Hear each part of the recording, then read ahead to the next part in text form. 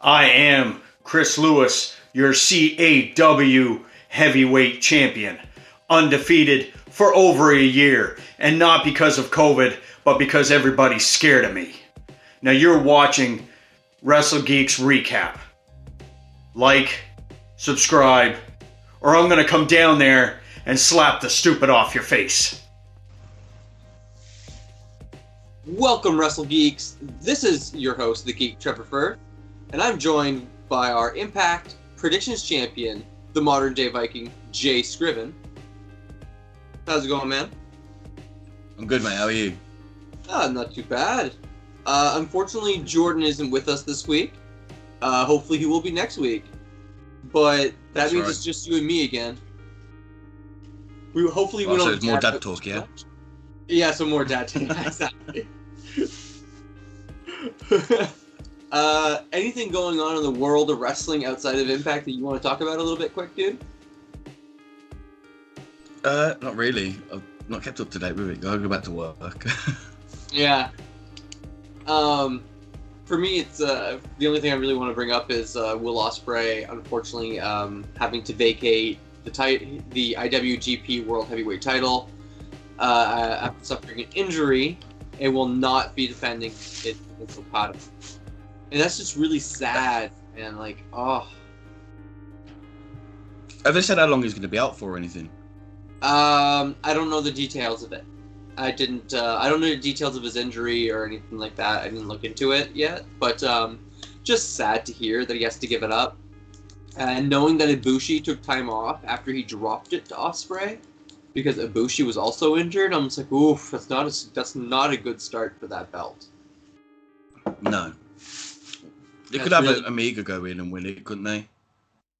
Well, I mean, like, Ibushi's already back.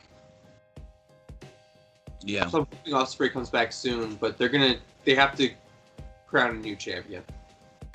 Mm-hmm. And I don't know how they're going to do it yet. I didn't look into that, but still, it's just unfortunate. Will Ospreay is really great, and it felt like he just got, like, he finally got to the top. He won. It's like a Finn Balor situation, back with the Universal title. You know what I mean? Like, not quite as quick, obviously, but it's similar. It's sad. You never want to see it. But Impact Wrestling, May 20th. Do you want to bring us into BTI, dude? Yeah, so BTI this week was just, I don't know. It was very much a massive recap of Under Siege. It was just, there was nothing in it really. We found out Slammiversary date's going to be July the 17th, if you didn't already know. Yeah. And then we go into Iceman Intel, which, oh my God, BTI has really lost all its appeal to me. It really has. George Iceman Intel, he literally says, Saban's angry at Moose. Sammy wants Kenny. Don and the Good Brothers don't want Sammy anywhere near Kenny. What is this? What really, like? I know, right? Impact had something really good, and then they've just turned it to this. Yeah, it doesn't work for me anymore. I'll be honest, I agree with you. I'll tune in for the match every time.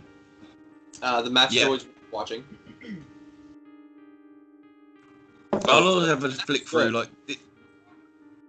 Sorry. This one I literally skipped minute to minute just to get through it, just to see if there was anything. There was nothing of importance, and then we get into the match, which is Hernandez and. I will say though, to be fair, after an Impact special or pay-per-view, I kind of don't expect much out of BTI other than just recapping what happened at the special or the pay-per-view. So it really does come down to Iceman and the match.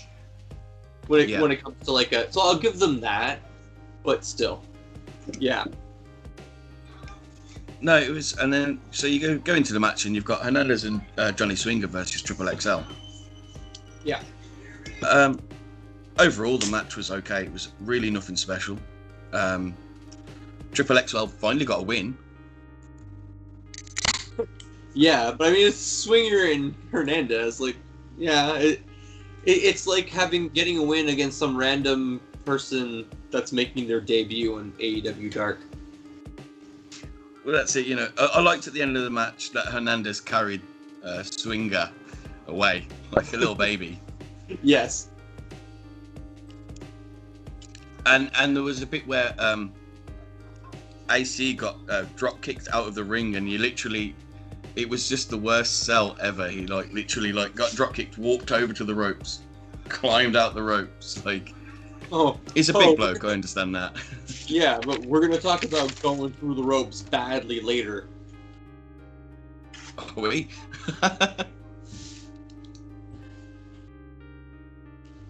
So, going into the main show itself, then it opens with Rohit Raju versus Jake something, and we have Shira at ringside. So, if you want to go through the match, dude. Yeah. So, it was. Do you know what? It wasn't a bad match.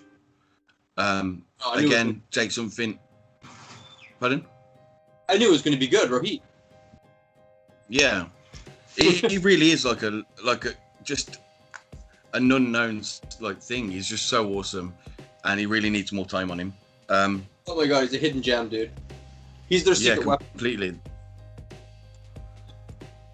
But so Jake something goes for a suplex on Rohit, but Shira grabs Jake's foot and then ducks down and holds his foot down so Rohit can get the pin.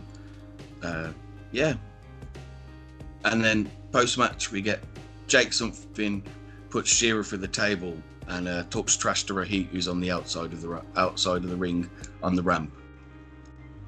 Yeah, I like how D'Lo points out how easy it is for Rohit to stand on the ramp and be like, "Fight back, fight back."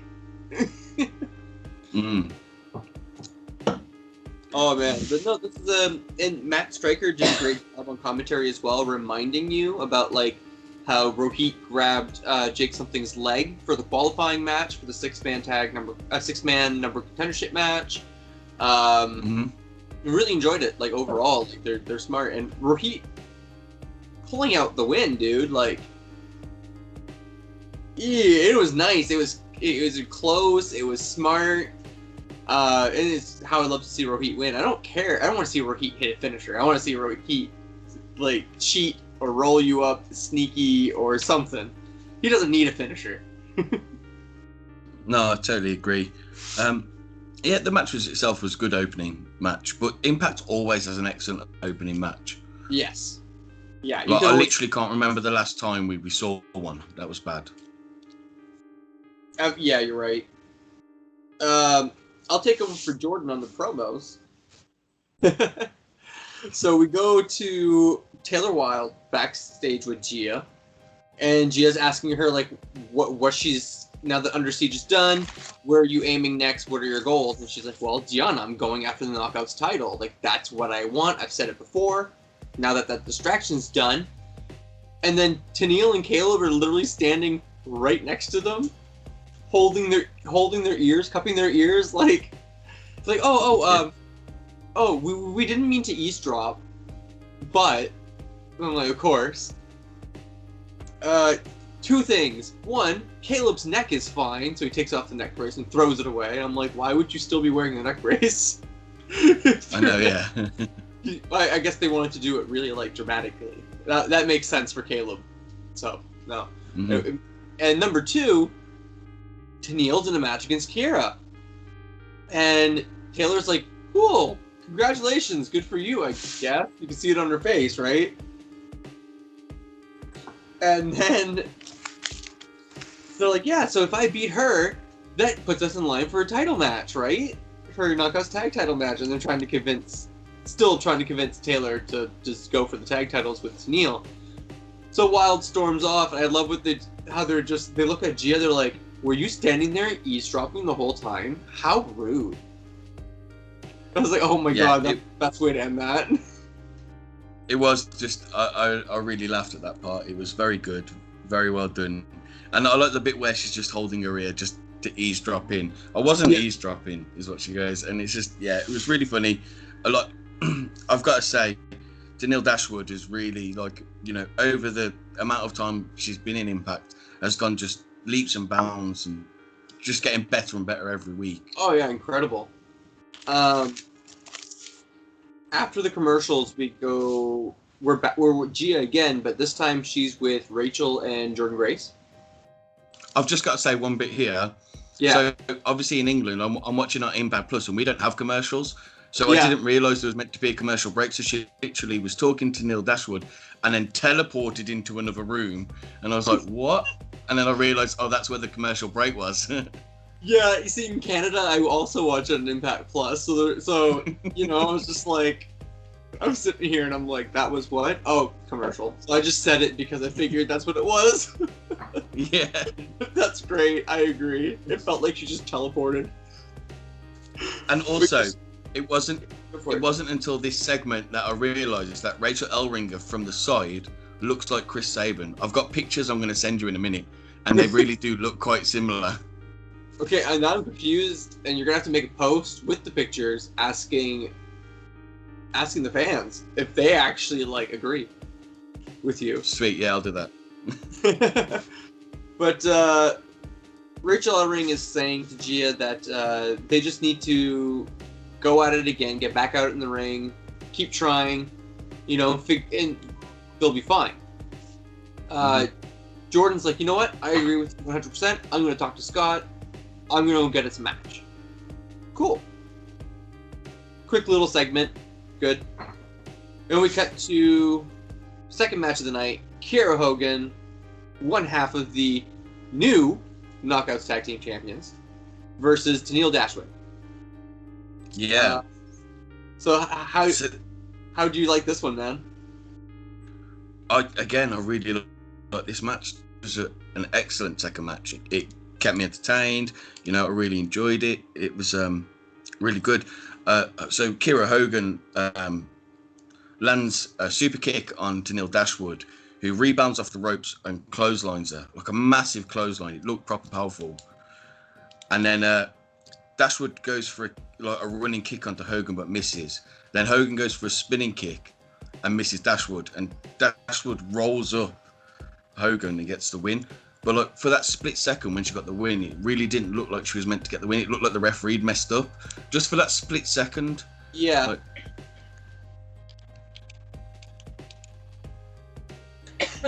I agree with you, man. It kind of had that feel for a sec, but it was good. It was a fun match.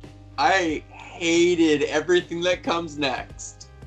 Yeah, I totally agree. This was just a mess. Steele's getting in the ring makes sense. Tasha Steele's getting in the ring, brawling with Tennille, no problem.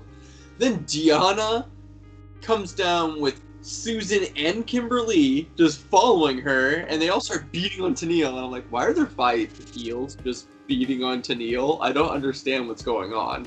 Are they trying to really make us think Tennille is actually a face now? Because she's not. The whole point is that it's a face-heel tag team between her and Taylor Wilde. Like, hello. So Taylor Wilde comes out to help, of course. But if you don't see the bit, it's not like Taylor Wilde comes out to help, because Tasha Steelz and Kiera Hogan are kicking the shit out of Dashwood, and she's just going after Deonna. No, you're right. You're right. Taylor Wilde just goes straight after Deonna and no one else. So she's very much there for her own reasons. And then you have Jessica Havoc that comes down. And, oh my god, what is up with these... Look, these women were all off tonight. Not a single one of those being thrown... Like, she came in and cleared the ring of all the heels. Not a single one of those looked good. Kiera Hogan was the worst one. Because, like, literally, what was that? I've been thrown out of the ring and I did better than that. And I have no experience. I get that things happen, but like, oh my goodness, this is a taped show. This was a taped show. Why didn't you just retape that segment? That, like, just Jessica coming in is what you, like, retape it from there because, oh, that was bad. The only one that I find forgivable was Tasha Steelz, because Tasha Steelz was wearing like 6-inch stilettos.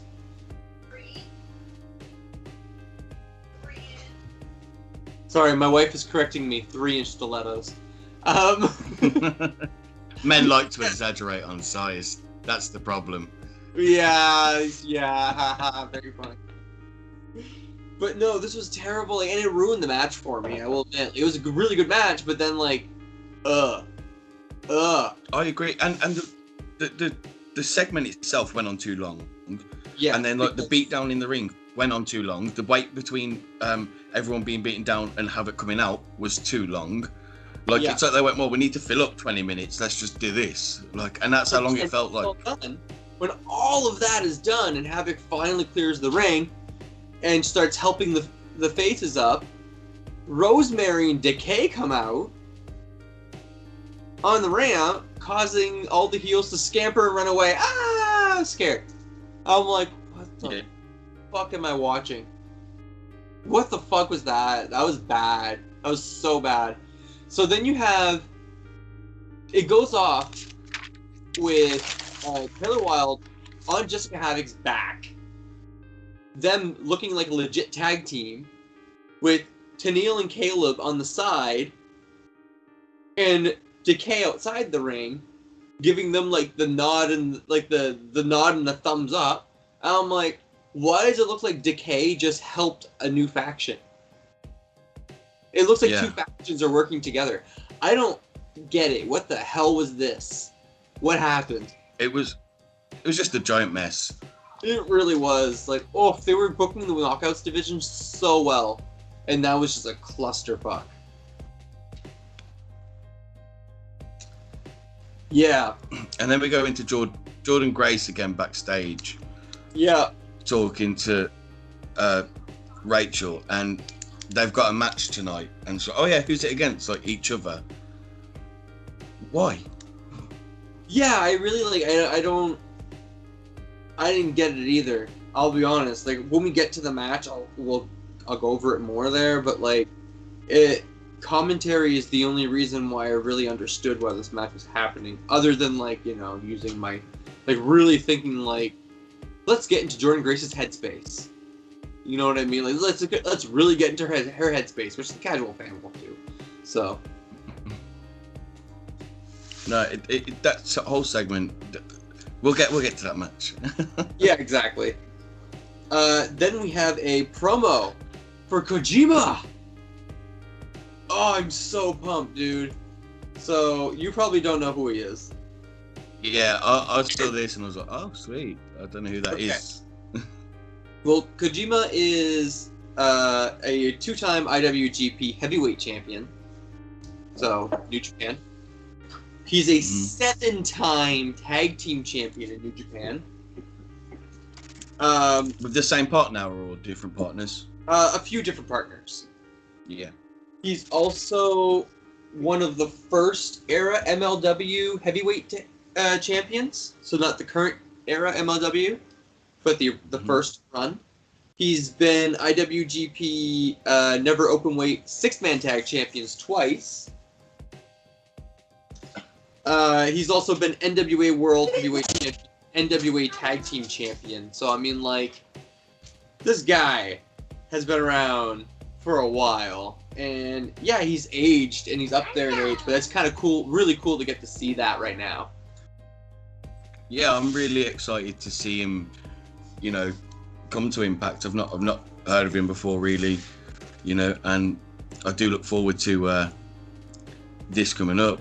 But next we go into a FinJuice promo talking about Aces and Eights. Oh my god, talking about Ace Austin, that's right, and Madman Fulton and how they're gonna have a match and all that sort of stuff. Basically, excuse me, talking about how they're beating the Good Brothers and they've been all over Japan defending the titles, or at least there's a queue of people defending the title, waiting for them to defend the titles. Just not a very good promo in my eyes. It just kind of rambled on a little bit like I did. Okay. Man, I have what I call a championship rating system. Because everybody argues. What's more important? Days held, amount of title reigns. Yeah, everybody argues about all that stuff. But like, what matters most? Here's how I do it, man. Take how many days somebody has been champion amongst all of their title reigns. Okay? And just divide it by how many title defenses they've had in that time frame. The lower the number, the better champion you were. More title defenses in the least amount of time means a great championship run. If you've had 4 defenses in a year, that doesn't mean much to me as a champion when I look at you. But when you've had 4 defenses in 2 months, that's more impressive. No, I agree. If you look at like when Brock Lesnar holds the WWE title, it's always like his champion reign is very long, but he defends it once against someone he just squashes. Yeah, and that's a fair storyline. You can use that, and you can do that storyline, but it's like you do it, and then when you're done with it, you don't do it for a while. You don't touch it. You let it go. You know what I mean? Like that. You need to commit to that storyline when you do it, and you need to make it actually last long, which they have. But once you're done with it, you can't go back to it like they have over and over and over again. Yes, I completely agree. That's my. And then we get BSK versus Pete Williams, which I agree with Matt Striker. Cool to see VSK again. Good job. I've seen him on AEW as well. Good kid. Yeah, he looks really good. I think he could be an excellent addition to the X Division. I suppose this is just about him getting his name out a little bit, isn't it? Yeah, pretty much. This is Petey Williams is still there right now. They gave Petey Williams a win. Sorry. Which was nice to see Petey Williams win. Yeah, and this was just a straightforward match. There's no underlying story. There's no rivalry. There's just a match. Which, cool. We can have one of those. We can have some of those every once in a while, you know?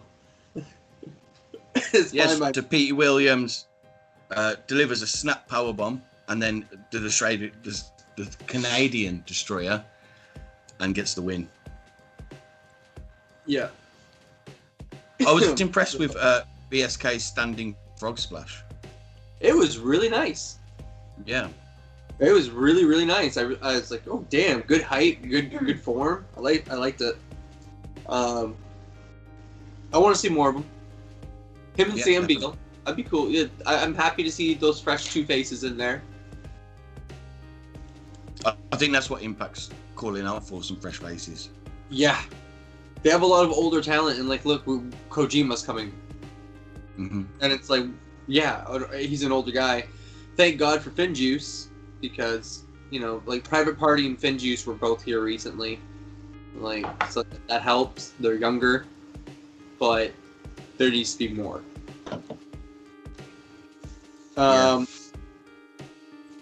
So next we go to a promo with Rich Swann. So Swann is calling up Morrissey, telling him that, you know, you could have come. You have an amazing story. You could have come in here and been the hero that the locker room needs. Been the hero to the fans. You could have been the face of Impact Wrestling, but instead you're going to be like Kenny Omega and just come in here and do whatever you want. Be a bully. Be blah blah blah blah blah. And then he gets jumped by Morrissey. Yeah. And I love what happens next, because Morrissey trashes him and then brings him to a door and throws him outside the window and just stands in the door frame staring at him, which is like, get out of my building and don't come back. I really like. That's how you took it. That's how I took it. Was get the fuck out of here and don't come back. I just don't understand why he was looking at him through the crack of the door. He just stood there like looking. I don't know. To me, it was just like, honestly, the only thing he could have done more would be like put his arm up and point, right? But like, the guy's so massive that if you would have done that, the camera would have had to been like so far away. Yeah. No, I liked it though. It was cool. Swan and Morrissey is going to be good. Like, I know it's going to be a good match. So. Yeah. I'm really sad Jordan's not here now. Yeah, me too. Swingers Palace. This is a good one. This is a really good one. So, Alicia Edwards is now all in on being a swingerella. She's just like, yeah, works for Mama. I'm like, oh god. She's called Marmarella. Yeah, that's what it was. But yeah, TJP just keeps winning, man. He can't be stopped. Yeah, it was good, you know. Yeah, I don't know.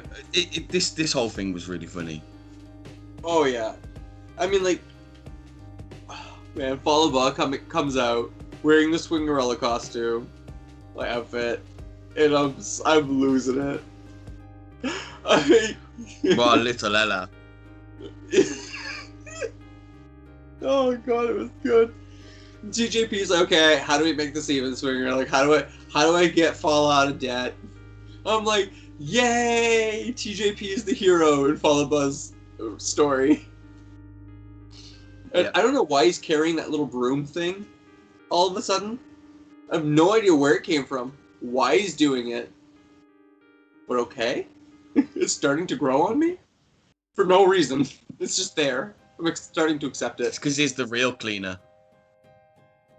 That'd be good. But yeah, like, and then, so he wins his gamble, puts everything in, uses all of his winnings for Falaba. And then he's like, oh man, I need you, man. Like, I had to team up with Petey Williams at Under Siege. Like, I'm like, yeah! What was that? Like, thank you, you're addressing it. And Yeah. Petey Williams comes in, and he's like, what? You think I like teaming up with you? I think I have better chemistry with Josh Alexander. So I guess we're getting Josh Alexander and Petey Williams versus TJP and Falaba next week. Or tonight. Oh, yes. That's really good. Yeah. I'm happy. Falaba is not in poverty anymore and owes nothing to Swinger. Just keep him away from Swinger Palace. Yes. And then we get, like, just Decay appear. Yeah, that's true. They do. Oh my god, there's so much that happened in this for no reason. Yeah, it was absolutely massive. Like, I don't know why Decay appear and Pardon? I just don't get why Decay showed up. No, I feel the same way. Like, Decay appear, like, teleporting, and they literally do teleport, not like Gia Miller earlier with the break, they actually teleport in. Yes. Yeah. And then Crazy Steve says this is the creepiest place I've ever been.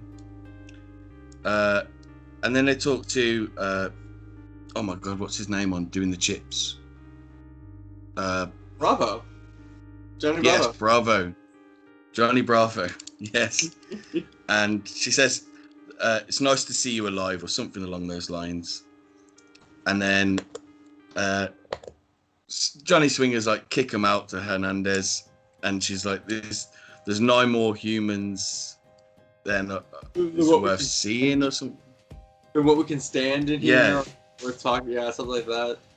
It was really weird. Yeah. Like, I was just there for no reason to trash everybody and leave. But that was it. And then they teleport back out, like literally teleport back out. Like this segment, that bit of the segment didn't work for me. I don't understand how they can teleport now, and why didn't they just teleport to the ring earlier when that mess that was going on? Like, yeah, I don't get it. No. Next, though, we get Moose in the ring, giving us a promo in his suit.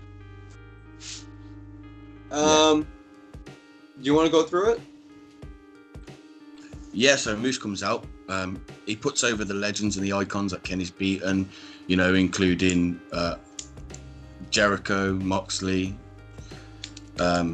Moose says he's a wrestling god and no god can match up to him. And then out comes Kenny Omega and Don Callis. Callis says, I did like how he was going all Greco-Roman gods on it. Yeah. I mean, you know, you have Poseidon who lords over the seas, you have Hades who lords over hell, but then you have Zeus above them all. And this is my Mount Olympus. And I'm like, that's fucking right, dude. Go Moose. Like, I like that. That was good. Yeah. And if the rumors part. The rumors are that he's re-signed with Impact, but then he started teasing on Twitter that he's going to join NXT or AEW. Yeah, right? Like, I like how he's keeping it vague. We don't know what's going on. It's good. It's smart. Yeah. But yeah, Callis now. Yeah, Callis just says that Moose is one of the most physically gifted in all of wrestling. And Kelly's like, what, even me? And he's like, whoa, wait. And then he says, like, you know, he wastes his talent. He couldn't even win the title in Ring of Honor. Oh, that was a good one. Yeah. I really like that one. And then he asks Moose how many world titles he's won. And then he asks him. He asks him how many Super Bowls he's won. Yeah, he's like, "Where are your rings, Moose? You talk about the 7 years you spent in the NFL. Where are your rings?" And I'm like, funny because I've fucking called out Moose for that too in the past. Because I'm a football fan. and basically he just says Moose is coasting on his potential. Yeah. And then that was my biggest complaint about Moose for the longest time, actually, was that I felt that way about Moose. So the truth is with Moose, it's only been recently that I've got on the Moose train. You know, people, man. I just felt he was. Lots of people agreeing. It's only been recently. Yeah, he just felt like he was being forced on us, and now actually, you know, in all fairness to Rich Swann, he kind of helped that a lot, really. Yeah, he really did. He made Moose feel way more credible. Yeah. And I think that 6-man tag match against Kenny and the Good Brothers, with when he teamed up with Sabin and Swann was yeah. Oh, was it Sabin and Swann that he teamed up with? I think so. Yeah. Yes, because it was supposed to be Shelley. Shelley got hurt, and James Storm came back for that. So yeah, that was really, really, really good. Wow, that was like, and that's when a lot of people woke up to him. And to me, I've been aware how good this guy could be since he faced Bobby Lashley years ago. Back when the Impact Grand title was a thing. I knew how good Moose could be one day. But it's just like, no, something's not right, something's missing. And he's finally figured it out, I guess. We're finally all on board. Well, that's it. And you look at, like, he's just carrying around the TNA title. In fact, EC3 was a big part of putting Moose over. Yeah. You know, when EC3, like, it's nearly a year ago now, isn't it? When EC3 came back and they had that match in a warehouse, which was an okay match, you know, but I actually enjoyed that was a massive part. Cinematic match. Yeah. I don't quite remember it now. One of the cinematic matches I enjoyed more than most. It's good. Yeah. But Moose threatens to rip Don Callis' head off and shove it up Kenny's ass. Yeah. That's a good one. Yeah.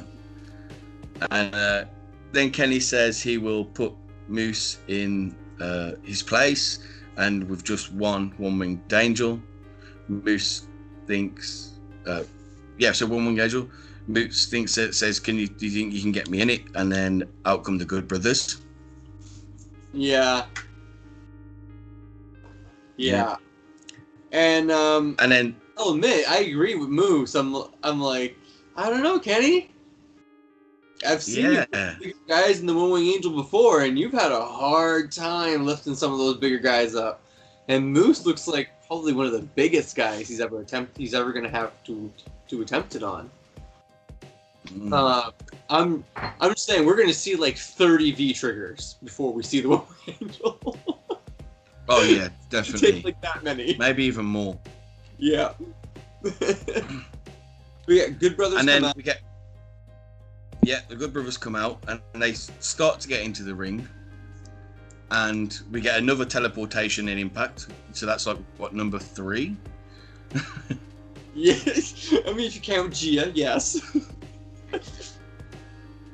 And so Sammy appears in the ring with a baseball bat to help Moose, and they all run off. And Kenny's saying, "You're lucky," yeah.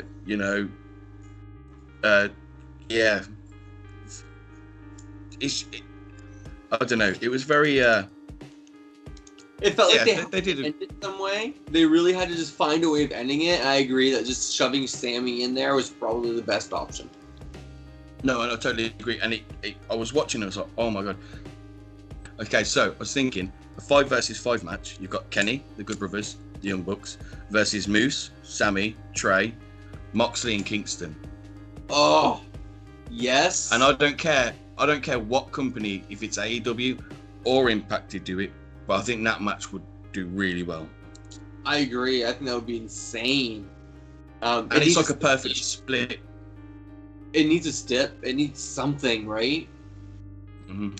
And I think it's Impact's time to do something crazy, or let them do a cinematic match with it, the way like something like Stadium Stampede. Yeah. Let Impact take a crack at doing something like that, because obviously Kenny Omega, Good Brothers. Oh, look, I can't believe I'm going to say this. If you like comedy wrestling and pure stupidity, Talking Shopomania was actually really fucking hilarious. So, I mean, the Good Brothers know what they're doing. That was all pre-taped. Some of that stuff is cinematic, technically, like the Boneyard match. Yeah. Well, I just remembered that, like, as I forgot that existed until I mentioned Talking Shopomania, and I was like, oh god, they did that. I really enjoyed Talking Shopomania, and that actually leads into the next little segment where they talk about doing the meet and greet Talking Shopomania on the 13th of June. Yep, that's why I segued to it. Yeah. No, I really like that though. It's so I think if they gave it to Impact, gave your idea to Impact, and let them do a cinematic match, it could be really good. It would be really cool. And Impact needs it a bit more right now. Oh yeah, definitely. So next match. We get a bit where Moose says to Sammy, right. Don't expect a thank you from me. And Sammy's like, I was never expecting a thank you from you. Yeah, I came out because I'm sick of Kenny and the Good Brothers. And whoever wins against all odds, I'm coming to get what's mine. Yep. I'm like, cool, I like that. Good job. Yeah. Well, it's two heels who just don't care about each other, right?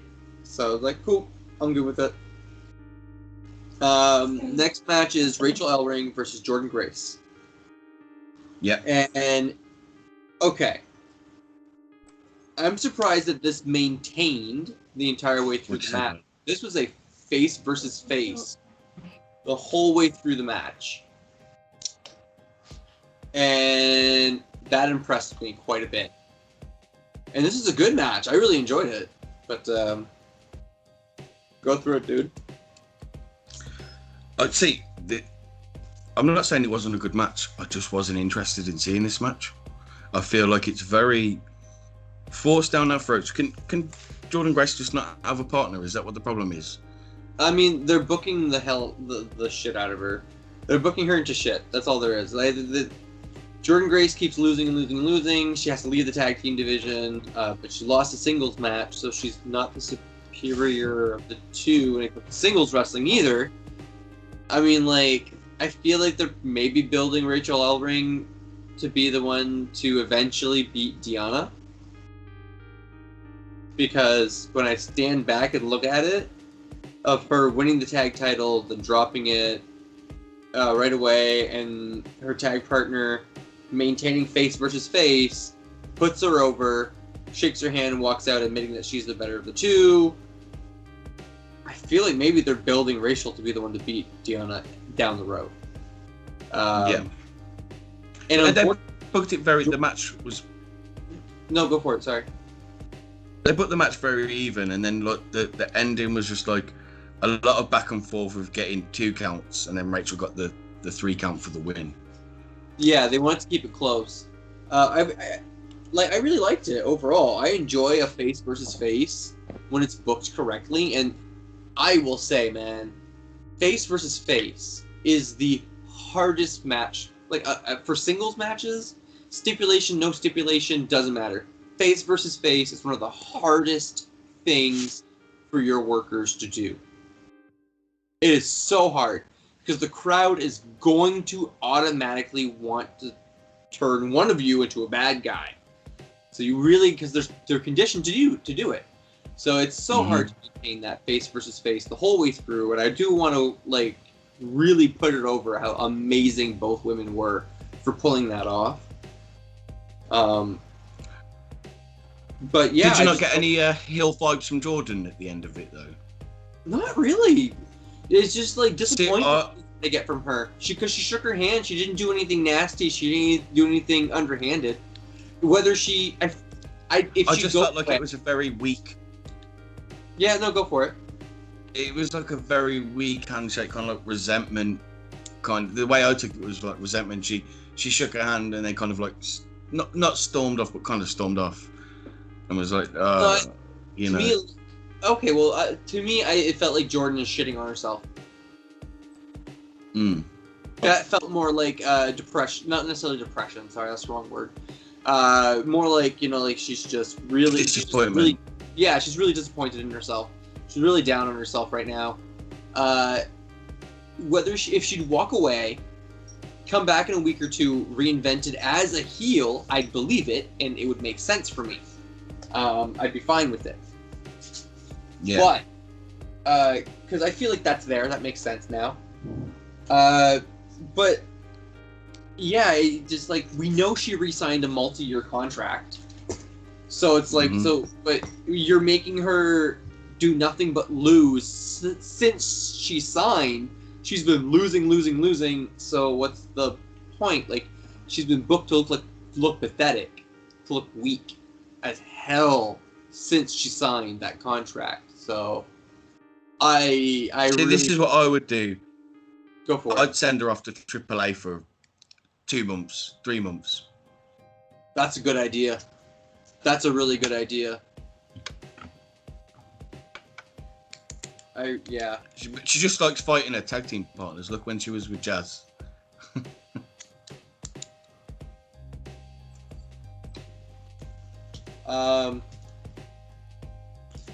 Yeah, you're right. She's a better tag team partner with Jazz. It made more sense.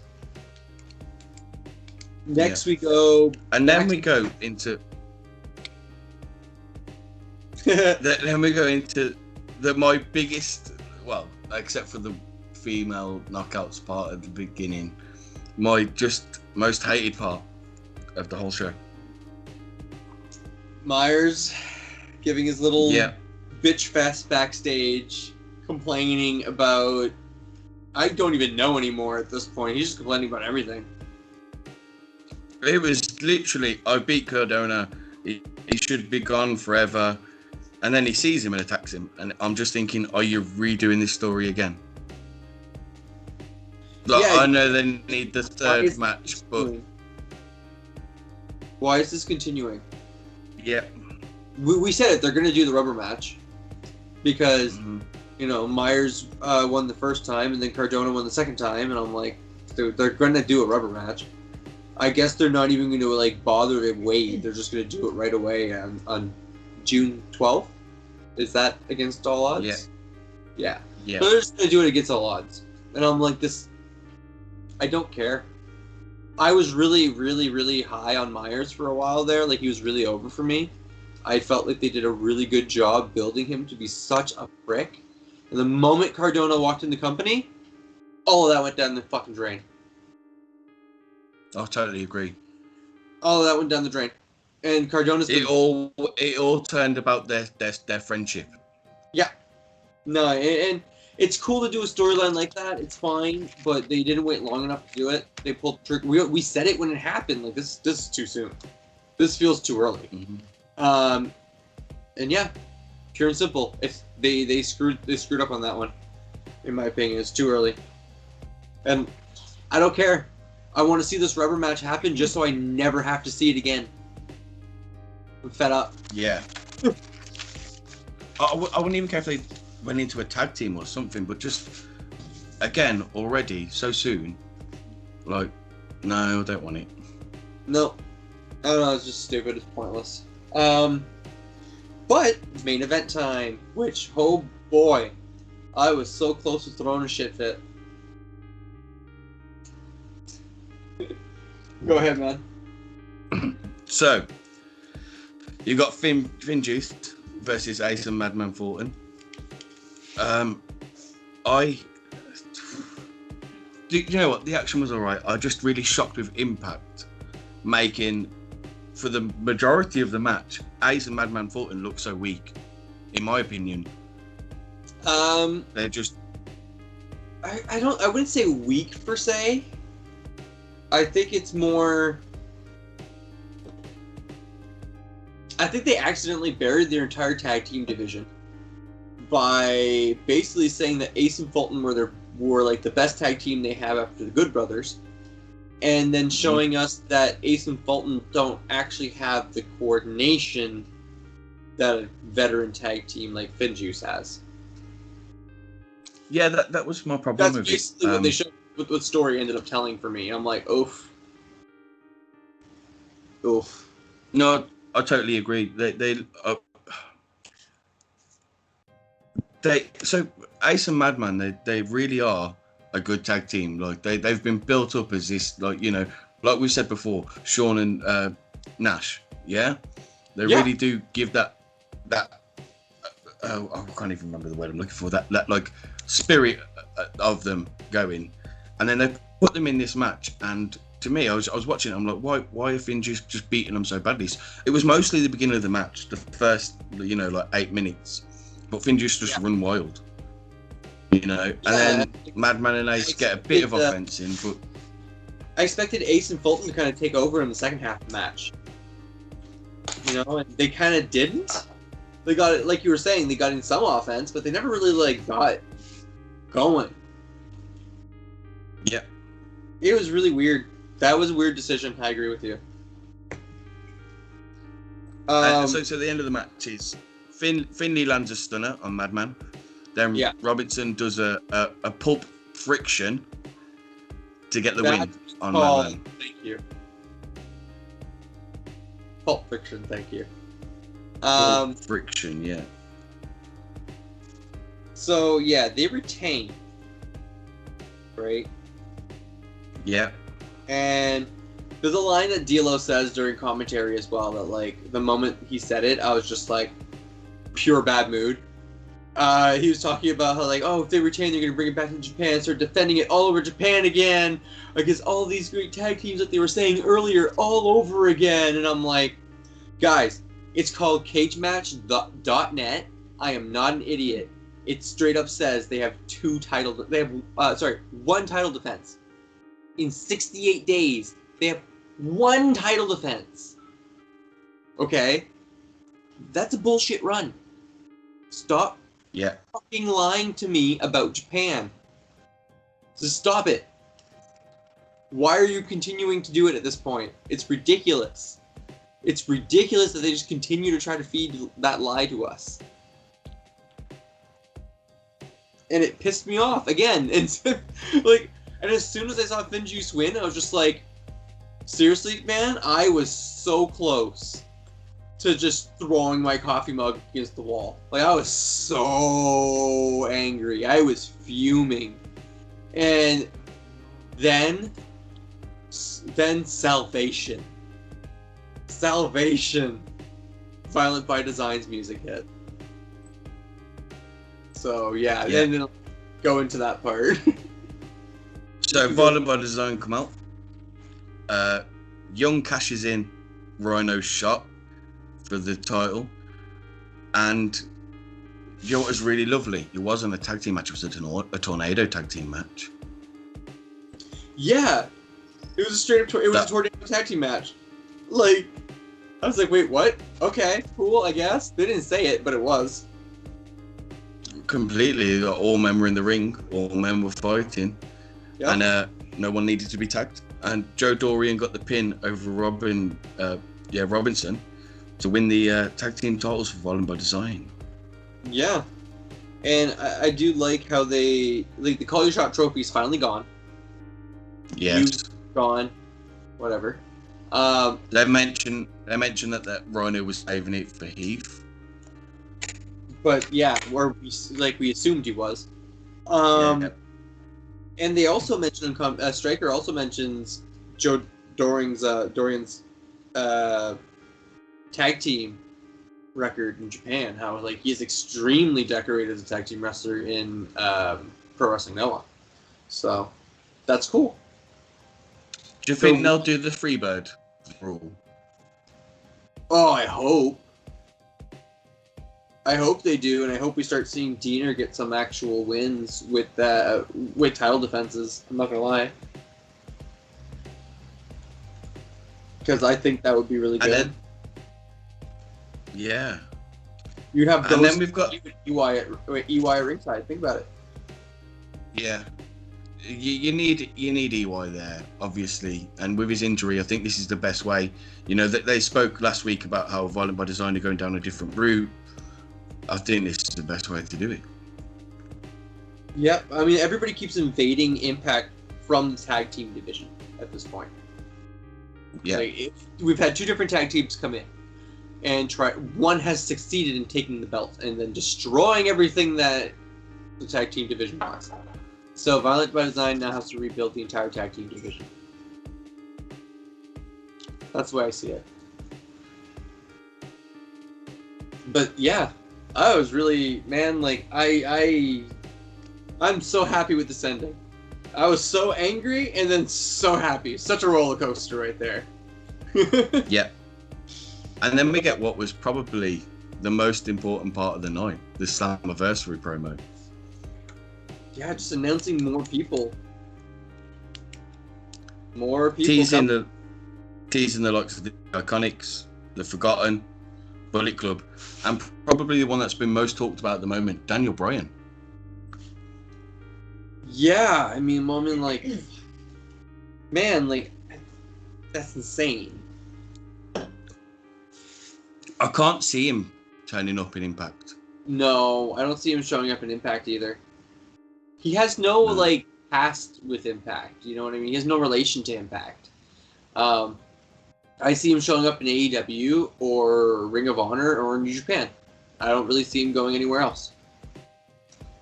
I agree. I don't see him turning up in Ring of Honor. I mean, I could see him showing up there as in him wanting to rebuild it, to, like, bring it back to its former glory. I could totally see that. That would make a lot of sense to me. But that's the only reason I'd see him going there. He could also go to Japan Strong and just become like the face of New Japan in America. That would work really well for them. Yeah, it would. Like, damn. Have him beat Moxley for the IWGP US title. Oh, yeah. That'd be good. That would be awesome. I just fantasy booked that in my head now. Yes. I'd like to see him rock up at Slammiversary, don't get me wrong, you know. Oh, even if it's not a match, just anything, just him being there would draw eyes, you know. But they need to announce it sooner rather than like I think, was it Heath who rocked up before Slammiversary last year? No, he showed up at Slammiversary, just walked into the ring in the middle of it. They were standing there doing commentary, and he just walks in from behind them. They're like, "Wait, what?" I forget who it was that showed up right before. The Good Brothers. No, they were Slammiversary as well. There was someone. Machine Guns. Machine Guns showed up, but had their returning match at Slammiversary. Yes. Yeah, but they showed up before. Yeah, to build the hype. Because you need that. I agree, but Slammiversary already now has the reputation that there are going to be surprises. So they don't really need to announce too many people.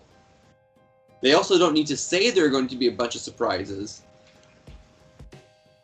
I think this might be the first time where nobody's going to say the word CM Punk whatsoever.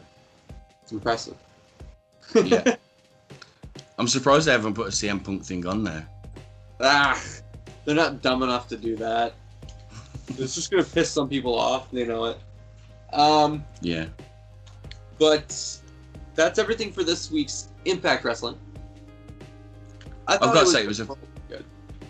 I felt very underwhelmed by the card, by the whole show. You know, I just a lot of disappointing segments. That's the word I'm looking for. I mean, there are some disappointing parts, yes, but I really liked the Moose segment. I don't know. For me, the Rachel Ellering and Jordan Grace match stood out a lot. Not match of the night, but it definitely stood out a lot for me. I was impressed by it. Maybe it's just I was so like, what the hell is going on with the story, that I was just pulled in. And then the main event match was actually fun to watch, though. Despite it being like Ace and Fulton getting their ass handed to them for the most part, it was still a good, fun match to watch. And I love the ending. It really I think the ending is the main reason why I think it was a good show overall. Yeah. But yeah. This week, for top threes, we're going to be doing Mexican-born pro wrestlers. So not Hispanic pro wrestlers, which means Rey Mysterio, who is an Hispanic pro wrestler who is definitely known for his a large part of his career being in Mexico. Same for Eddie Guerrero, being born in the U.S., but definitely a huge part of his career in Mexico. Do not qualify for this. Yeah, you made it really difficult. Thanks. Yeah, well, I mean, I know people are gonna be like, "Oh, Rey Mysterio, Eddie Guerrero, hello," and I'm like, so I have to say those two people, they're Americans. I was really shocked as well. So Conan was one of my picks, and I found out he's not Mexican. He's Hispanic, and he's lived in Mexico for an extremely long time at this point. But yeah, he's not it's not where he lived for a lot of his early life. So when he was born. So I'll go into my three. My three. This list did not take me very long to make. I'll be honest. I was surprised how quick it was for me to build this. But my number three is probably one of the best rudos in the industry. And that would be Pentagon Jr. Cero Miedo. I love it. The face paint, the mask, the brutality, man. He still does some of the high flying stuff, but he's one of the most brutal rudo style heels I've ever seen. So friggin' awesome. I think the Lucha Underground storyline where he was going around snapping people's arms and breaking people's arms to write them off TV was probably one of the coolest things they could have done. It definitely made a huge impact and put him on the level of a lot. It put him on a really high pedestal. I also enjoyed him as Impact Champion when he was, for the little while that he was. My number two would be. I mean, this guy's used a lot of names. Let's go with the name that he used last. Andrade Cien Almas, who we know, confirmed, is in AAA and will be facing Kenny Omega for the AAA title, and I am so pumped to watch that match. I cannot. Do you think wait. Kenny loses? I mean, this is La Sombra. This is the creator of Los Ingobernables. I can't Oh man, everything he's done before WWE is why I'm a fan of him. Like, he's done some cool stuff in WWE, I will give him that. But he created one of the greatest factions in Japanese, in both Mexican and Japanese wrestling, because, you know, Naito was a member of Los Ingobernables when he was on excursion. So when he went to Japan, he created the Japanese contingent. I really think he could, dude. I feel like if Conan, Conan is the main booker of AAA, and if I feel like Conan is definitely going to be giving it back. He's going to be bringing that title back to Mexico because they need it right now. AAA's been having like some weird stop starts when it comes to running with COVID and that, so I think they really need their big title back. And Andrade is the right guy. He's the right guy to give it to. He's the right guy to take it off Kenny as well, in my opinion. When is that match? Do we know? I don't remember the date off the top of my head. Yeah, I don't remember the date. I'd have to go check it online quick. But anyway, Triple Mania. It's going to be good. Mm-hmm. At least the main event will. And my number one is probably my favorite women's wrestler in the world, Thunder Rosa. Thunder Rosa is just a beast, man. She has an actual UFC career alongside her wrestling. And she dominates in MMA. She dominates in pro wrestling. She is a role model in the locker rooms. Like, I don't know. You can't ask for better. You cannot ask for better than Thunder Rosa. Britt Baker lost against Thunder Rosa in the AEW Lights Out Unsanctioned match, right? Britt Baker lost against Thunder Rosa. Who was everybody talking about after that match? Britt Baker. Oh yeah. Right? Like, that's partially because of how amazing Baker is, but that's also Thunder Rosa. Thunder Rosa versus Serena Deebs. Anytime those two go at it, it is incredible. Like, Thunder Rosa can have a 5-star match with almost anybody. I've heard she's signing an exclusive contract with NWA.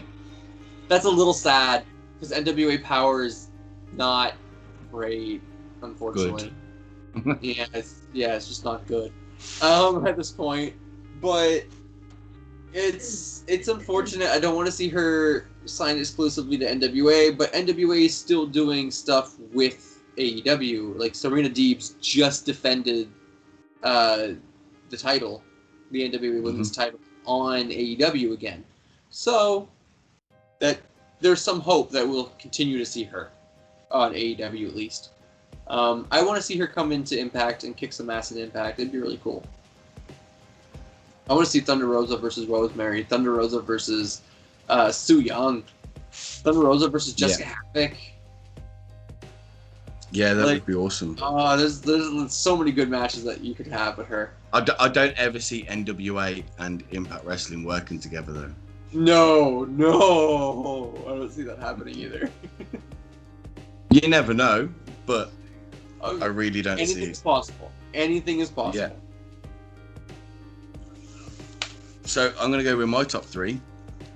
Yep. And I'm probably going to just destroy this name and say it totally wrong, but it's Mil Mascaradas. Yeah. Yeah, the man of 1,000 masks. He's like, a Hall of Famer. He's a hero to Luchador, really helped set it up. He's been in films, and he's been on stamps as well.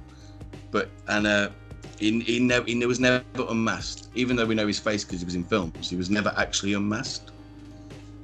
And then for my second one, I'm going with someone I picked for making an impact. Estrella Divana. I just have so much respect for what she's doing for trans wrestling and all of that.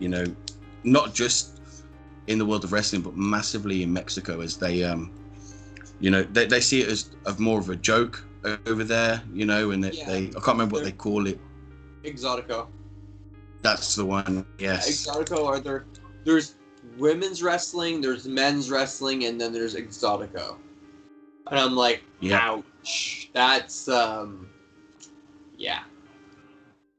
And it is very much taken as a joke, and the crowd chant like comedy wrestling. Yes, they will often do Exoticos versus because they also have Little League, Midget League. Because I believe it's still called midget wrestling in Mexico. They have that league, which they will sometimes do an Exotico versus 2 of them, kind of thing. And but I think she's really empowering what she stands for. Absolutely. So that's why she's my number 2, and my number 1 is Pentagon Jr. with Phoenix. When he came in and won the Impact title on his debut, and just the tag team matches they've had, he gets number 1. So they're my picks. Yeah, dude. Those are all great shout-outs. And Min Mascaras is oh man, he's bigger than Hogan. He's bigger than Inoki. Mm-hmm. He is bigger than anybody else. When it comes to Mexico, he is more than a legend. It's incredible. He is literally the representation of what Lucha Libre is. Him and Blue Demon, which Blue Demon almost made my list. It was very close because I actually I've actually had English translated Blue Demon comics, not Blue Demon, not because DC has a character called the Blue Devil, I believe, but the actual wrestler, the Blue Demon. It was really cool to get my hands on some of that, not knowing that he was a real pro wrestler and that he was a real person. And that I just had this comic book, and one day I found out. It was really cool. But man, Lucha Libre is fascinating. It's so different. It's something else entirely, and I love it. It's more it really keeps that grandioseness of heroes versus villains, and right versus wrong in that moral way, compared to what the rest of North American pro wrestling is. Because the rest of North American pro wrestling really is upper class versus lower class. It's it's the most common trope. And I assume it is over in the UK as well. It's a very common trope. Yeah. It's fine, it happens. It's a storyline, but I'd love to see more of that Lucha Libre stuff spill into the rest of the world, and I'm happy to see it spill. It has. Mexico is huge when it comes to wrestling, and I hope AAA and CMLL get more eyes on them regularly. They deserve it. But anyway, guys, that's everything for this week. Please like, share, subscribe, leave comments down below. Let us know who your favorite Mexican-born wrestlers are. Let us know what you think of Lucha Libre, what you thought of the episode. And remember, anything you guys do on our videos, any likes, any shares, comments, at all, it all helps the algorithm. It'll all help us get to the first 100 subscribers. And when we get that, we get merch. So until next week's recap, everybody, have a good one. Peace out. Or else.